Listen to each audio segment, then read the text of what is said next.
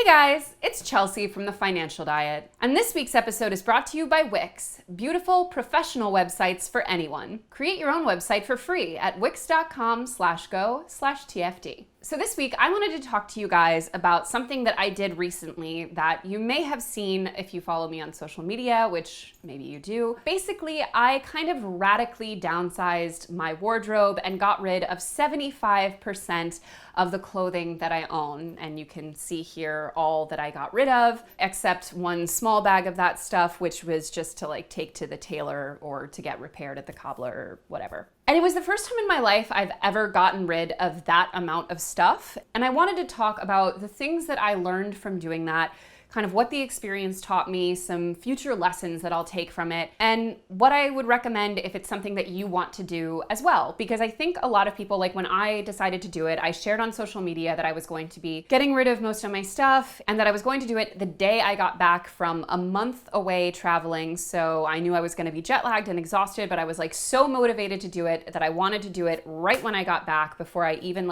unpacked my suitcase. I wanted to unpack my suitcase into like a totally cleaned out closet. And I asked if anyone wanted to also do it, to just respond to the tweet, and we could kind of be a little mini accountability group. And a lot of people responded saying stuff like, you know, I want to do it, but I never know how, or like I'll clean out my stuff, but then my bags of like to get rid of clothes will sit there for months, and then I'll just end up like eventually reintegrating it back into my wardrobe. Like for a lot of people, this can be a real mental block. And it kind of was for me too. There were certain items that are finally out of my home that I had said 10 times over the past few years that I was going to get rid of and never did. Like my robin's egg blue coat, which is basically famous at this point because I've wanted to get rid of it for so long. I finally got rid of it. And I learned a few things from the experience that I feel like will help me declutter all different areas in my life in the future and maybe help you if it's something that you're looking to do. So the first thing about the experience that I want to share is that I immediately found someone to help me.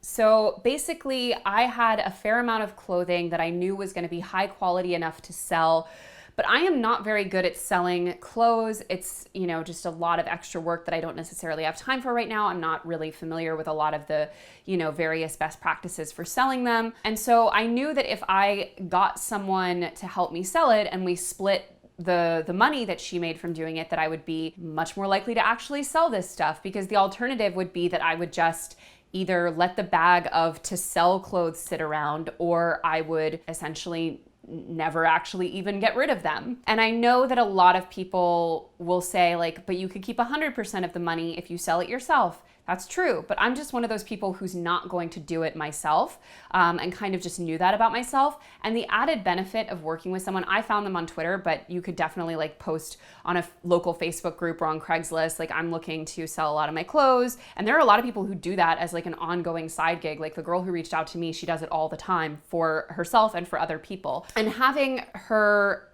to be accountable to made sure that I was going to do my closet clean out at the time I said I was going to do it, because I'd already made plans with her for her to come to my place and take the bag of clothes to sell. So that was a huge like number one step in the right direction for making sure that this was something I was actually going to do successfully. For you, you know, there might be another system that works for you, or you might be good at selling your clothes yourself. But if that's ever been a stumbling block for you, having someone to help me do it really helped. Also, before I even started on my clean out, I found where in my neighborhood, like the super accessible place where I could donate all of my clothes that were donatable but not really worth selling. That would be things like fast fashion items that are still in good condition, or items that, you know, have a tiny bit of superficial damage but are definitely still very wearable, especially things like older shoes. And so I found out in my neighborhood, there's a farmer's market. I live like right by Columbia, and there's a farmer's market at Columbia every like 2 days a week. And so I found out the day that I could drop off my clothes, so that I could just like plan to do that and already have that all set up before I even got into it. So I think step one for me with a radical decluttering was to know exactly what was going to happen to your clothes once they were all in bags sorted. Because again, I've heard from a lot of people that what happens is they'll like sort out all their clothes, they end up in these bags, and then they just sit there in the bags because the next step is the hardest part. And by the way, I live in New York City where we don't have cars, so it's way harder for me to do things like donate clothing than it would be for someone who has access to a car. So if you do have access to a car, you have no excuse. Don't be lazy. The next thing that I found really, really helped me was making Excel sheets, which I know a lot of people are gonna be like, eye roll, you and your damn Excel sheets. It's true, I love them, but they are extremely, extremely helpful. So here you can see my Excel sheet that I have with the girl who's been selling my stuff, where I just break down like the item, its condition, any notes about it, the price, you know, that kind of stuff. So that was helpful for the clothes that are to sell. And definitely if you're planning on selling stuff, having that stuff really well tracked is going to help further facilitate that sale and motivate you to sell it. But the other thing I had an Excel sheet for was where I ended up finding like holes in my wardrobe, essentially clothes and shoes that I knew I needed once I got rid of everything to complete my day-to-day wardrobe. And having that Excel sheet not only kind of kept me motivated to do my clean out, because that meant, hey, at the end of this, you'll get to buy a few things and that's really fun. But it also helped me really map out my wardrobe mentally, because you think at first that reducing your wardrobe down to like 25% of what you own is going to make you feel like you have way fewer clothes. But I actually feel the opposite. And part of it is because I can now totally track everything that I have, see where the gaps are, and plan based on like a cohesive unit of a wardrobe rather than just like piles and piles of clothes. So using the Excel sheets was definitely a really big one. The last thing that was like pre-cleanse was definitely making sure that I had a clean room in which to do all of my clean out. We had really thoroughly cleaned the apartment before we left to travel. So my bedroom was really clean, and I completely stripped my bed, laid out a sheet that I could get dirty because I was gonna put like shoes and purses and stuff on it. And just having that kind of blank canvas, you can see here like the cleaned off bed before I started sorting. And that just made me feel like spiritually a lot better about having to tear apart my entire room. I also got myself a nice iced coffee downstairs, made it into like a nice little ritual, put on some great music. And as you can see then, dumped all of my clothes out, which was really, really, I felt disgusted with myself, which I think is an important feeling to feel.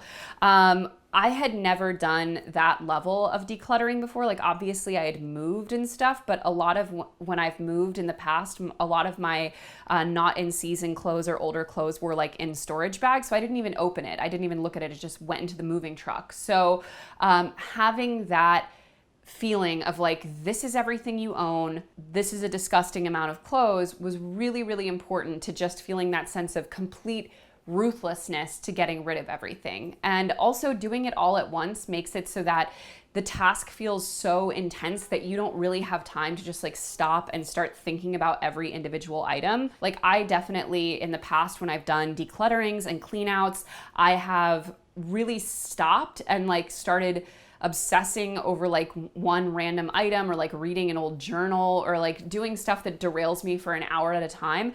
Well, when you have covered your entire bed with every item of clothing you own and are having to go through the entire thing in one day, or you can't go to bed that night, you don't have time for any of that shit. So you are just like getting through it, and you automatically, between that and the sense of disgust of seeing all the clothes you have, you start to be really, really ruthless. And that's probably the biggest thing that I learned. So it's been like a week since I did this, and I have found that not one item that I got rid of, even the items that I was sort of debating getting rid of, have I regretted getting rid of. Like, I feel so glad that I don't have any of those items anymore. And I don't think I would have been nearly as discerning if I hadn't been, you know, pressed for time and upset at myself at all the stuff that I managed to accumulate. Because when you do it in any other frame of mind, or when you're not hard on yourself, you can really tend to be like, oh, well, I might wear that someday. And then the item just ends up sitting there for another year or 2 years or 3 years. And it's also really important to remember, I think, that we all know that when we get dressed, we have what I can call like A team clothes, and then B team, and then C team / laundry day. And I think the goal, or at least my goal in doing this, was I wanted a wardrobe that was only A team clothing. Like I wanted only starting line. I did not want any clothes that I ended up having to wear and then going outside and feeling terrible and not liking what I had on and feeling my entire day suffer as a result. Like I wanted clothes that only felt great and only felt like they really fit me well, like they really made sense in the context of my wardrobe, and that I felt like myself in them. And I don't know about you, but I do think that if you're just like an average millennial woman who consumes the way a lot of women consume, unfortunately, you probably have 75% of your wardrobe that is like B and C team material. And a lot of that will be something as simple as like a pair of jeans that don't really fit you that well. Like you can wear them if you need to, you have worn them before, but you never feel good in them. They don't look very good. And I've found that the vast majority of things that I ended up getting rid of were things like that, were things that I totally could in another moment justify keeping. But ultimately you want to get to a place where every single item in your closet is a winner. And that ultimately I have found is what makes getting dressed so much easier, because everything you have, you know you feel good in. There's so much about getting ready in the morning that can feel overwhelming because you have to you have to sort through a bunch of shit in your closet in order to find like one thing that feels good. And you've wasted, 20, 30 minutes doing that, and then you're late for work, and then you don't even feel that good after the fact because the outfit isn't one that you would have picked out if you were like really thinking with a clear, not just woken up head. So that doesn't happen anymore. Like I open my closet and every single thing is a winner. And also there's the incredible feeling of the closet itself being like extremely clean and organized and beautiful. And it just like the entire thing feels the way a wardrobe should feel, which is like, an adult lives here, an adult who knows what they look like. And so that's been really good. But I think, ultimately, the biggest takeaway for me was that you only want to ever keep the things that really make you feel more like yourself. And almost every single item that I ended up getting rid of was an item that I bought because I thought the item itself in a vacuum was really cute, like things that are like really bold or unusual.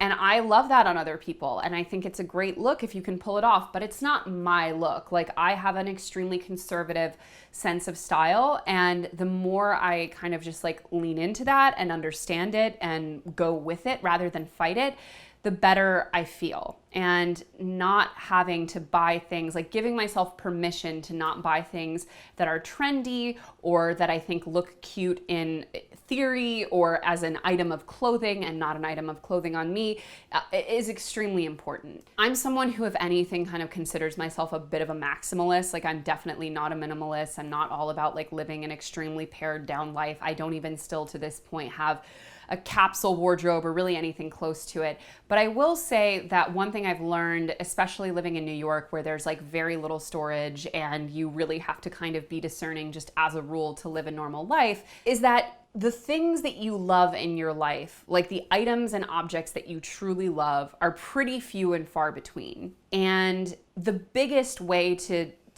get the most joy out of the items that you have, the objects, including something like clothes, is to not settle for anything less than loving it. And I really love everything that's in my closet now, which is a feeling that I've not had basically for my whole life. I've never felt that way. And I have way, way fewer items. I have gotten rid of probably over 75% of the clothing that I own, but I feel so much more joy from it. And I know that in its kind of best manifestations, that's a lot of what goes into minimalism, is that feeling of like, everything should, quote unquote, spark joy. Everything should be something that you love, and things that don't quite make that cut, it's not worth taking up space in your life.